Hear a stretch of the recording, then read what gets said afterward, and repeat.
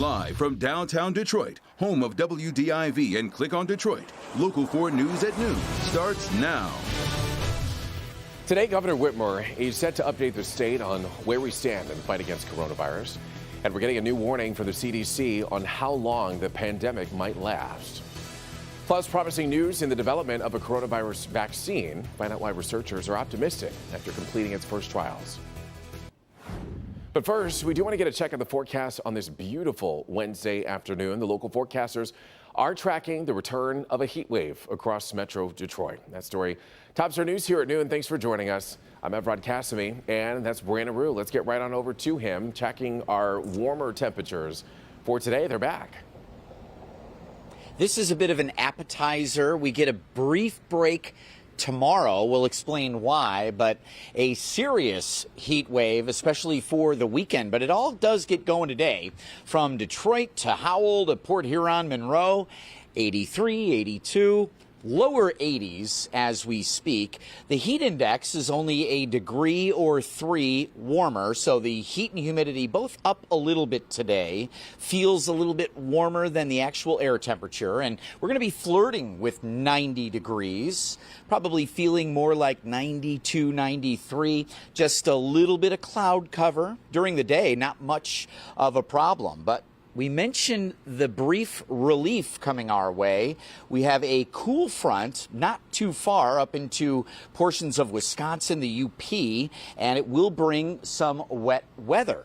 We will be tracking overnight rain and thunder showers into your Thursday. Some much needed rain, Evrod, and again, a brief relief from the heat before we crank it up big time for the weekend. And we've got all those details still straight ahead.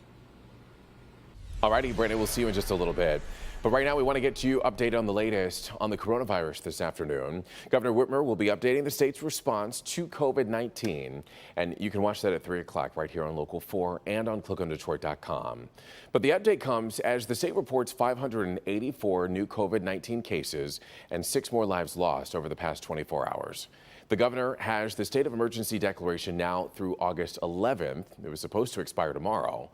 Also, the U.S. border with Canada is still closed to non-essential travel through at least August 21st.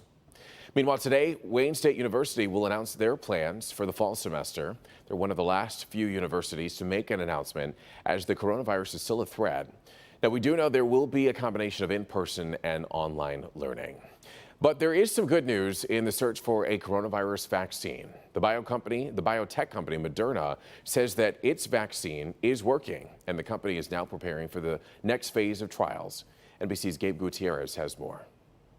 Promising signs in the fight against COVID-19. Massachusetts-based drug maker Moderna says the vaccine it's working on induced antibody responses in all phase 1 trial participants, including Jennifer Haller.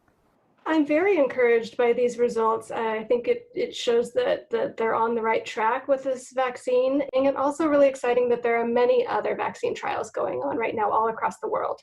The trial included 45 healthy adults. Each received 2 vaccinations, 28 days apart, at 1 of 3 doses. The vaccine was generally well tolerated, but half of the participants experienced symptoms, including fatigue and muscle aches. The results were just published in the New England Journal of Medicine. The researchers say that after the second dose, all 45 participants developed neutralizing antibodies, the type needed to fight the virus.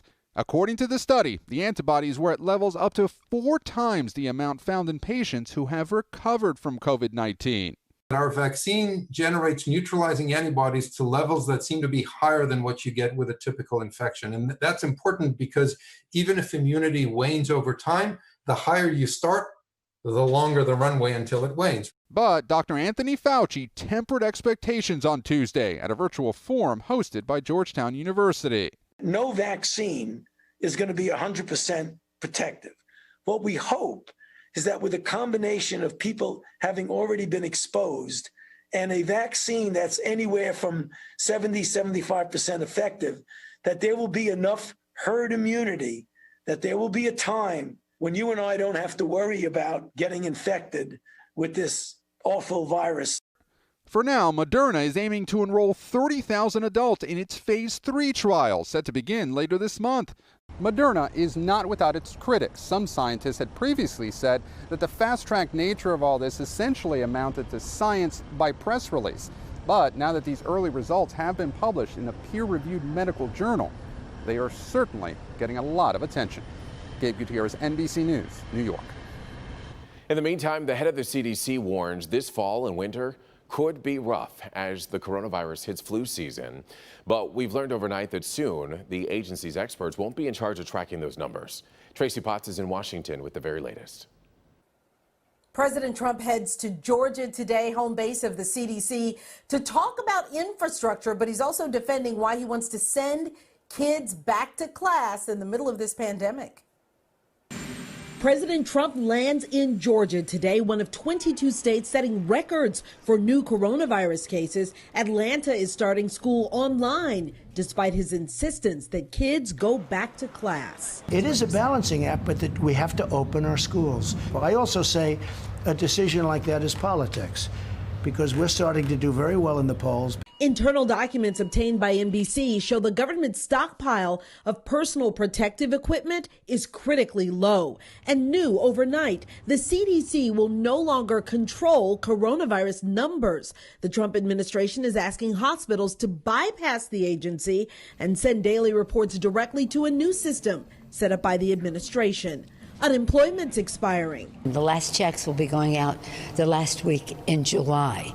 So it is absolutely urgent that we pass the legislation. But Democrats and Republicans have different priorities. Liability protections, kids back in school, jobs/unemployment, and health care. Democrats promised relief by the end of the month.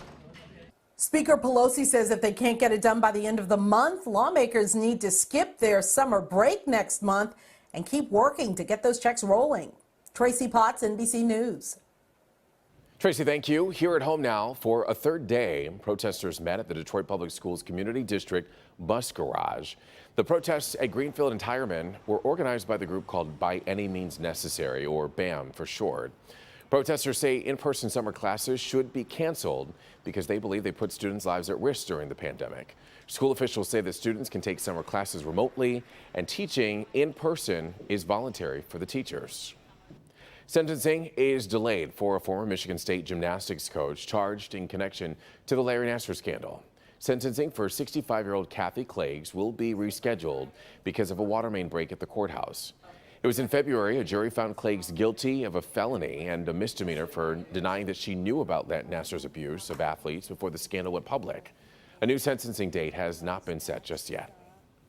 Supreme Court Justice Ruth Bader Ginsburg will spend the next few days in the hospital.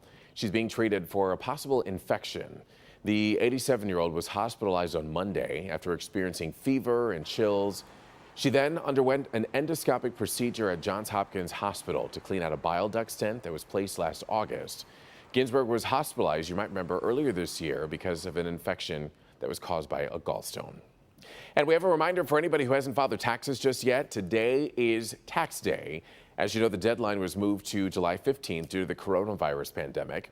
You can file for an extension to file by October 15th. However, if you think that you're going to owe money, you must send an estimated payment to the IRS.